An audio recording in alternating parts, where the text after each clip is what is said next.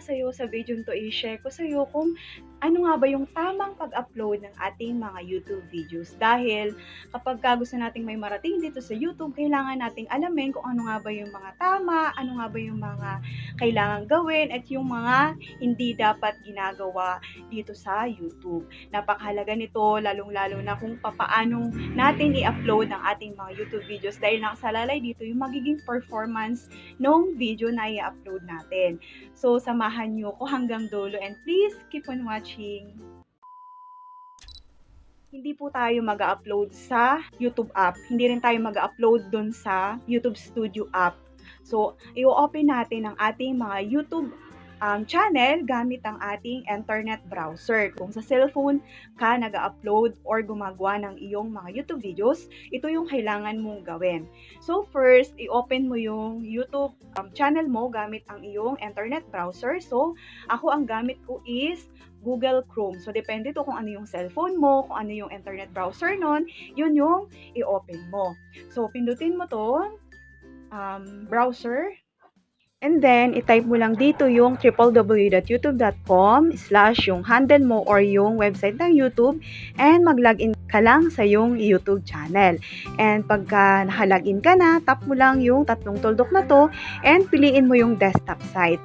Napakahalaga na naka-desktop site po tayo dahil makikita natin dito lahat ng features ng YouTube kompleto at ma-optimize natin yung ating i-upload na video. Click mo lang yung Customize Channel and then tap mo lang ang Create and then Upload Videos.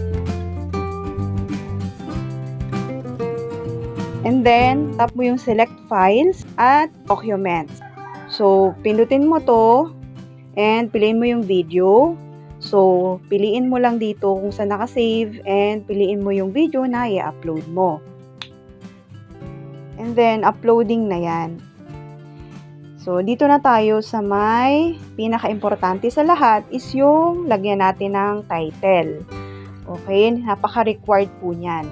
And sa may baba, yung description. So, kung mapapansin nyo, may mga nakalagay na sa description box ko. So, kung bago ka pa lang sa channel ko, yung latest na in-upload kong video is about YouTube settings. So, ano ba yung mga dapat nating ayusin sa ating YouTube settings? Ito po yun. So, kapag ka nag-upload tayo ng ating mga YouTube videos, hindi na natin kailangan maglagay ng mga description dito at kung ano-ano pa. So, panoorin nyo po yung video kong to para mas maintindihan nyo. Dahil naayos ko na yung settings ko, proceed na tayo sa may thumbnail. So, napakahalaga na lagyan mo rin ng customized thumbnail ang mga videos na ginagawa mo.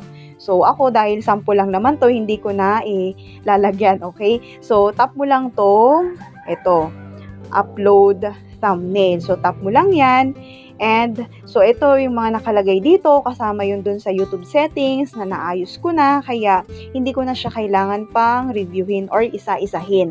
So, sana po panoorin yung video kong yun para maayos mo na rin yung YouTube settings mo at mas madali na para sa iyo ang pag-upload ng ating mga YouTube videos. And next na natin. Dito na nga tayo sa may video elements. So, pwede natin ditong lagyan ng subtitle, end screen, and cards. Piliin mo lang dito kung ano ba yung gusto mong ilagay sa cards. Ito, kung video ba, playlist, kung yung channel, or link. So, video na lang yung ilalagay natin. And pipili tayo dito kung ano yung gusto nating video. So, ito, YouTube settings na kailangang ayusin. Yan na lang ilalagay natin. And, ano mo siya kung saan mo gustong ilagay isang part dito. Yung sa may baba. So, pwede mo siyang i-adjust. And then, save mo na. So, yan, naka-check na yung video elements, naka-check na din yung details, and dito na tayo sa checks. So, wala pong copyright claim yung aking YouTube video. So, makikita nyo rin dito kung may copyright claim ba yun or wala yung YouTube video na i-upload mo. So, dito na tayo sa my visibility. At dito nga may mga option tayo na kung gusto nating i-private muna or unlisted or i-public, set as instant premiere or schedule. So ako, i-private ko muna siya para ma-review ko and makita ko kung okay na ba siyang i-public. So after nyan, tap lang natin yung save and okay na. So ganun lang po kadali.